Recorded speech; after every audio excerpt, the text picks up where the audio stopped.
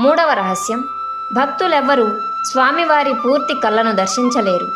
ఎందుకంటే ఆ స్వామివారి పూర్తి కళ్ళను, ఆ కళ్ళలోని తేజస్సును భక్తులు తట్టుకోలేరని స్వామివారి కళ్ళను సగం వరకు పచ్చకర్పూరంతో 3 నామాల తిలకధారణ చేసి ఉంటారు. నాల్గవ రహస్యం, స్వామివారి వెనుక భాగం ఎప్పుడూ తడిగా ఉంటుంది. దీనిని దివ్య స్వేదంగా భావిస్తారు. ఐదవ రహస్యం, ప్రతి గురువారం స్వామివారికి తిరుప్పావడ అనే సేవలో భాగంగా పెద్ద ఎత్తున అన్నప్రసాదాన్ని సమర్పిస్తారు. ఆ అన్నం పరిమాణం ఎప్పుడూ భక్తులందరికీ సరిపోతూనే ఉంటుంది.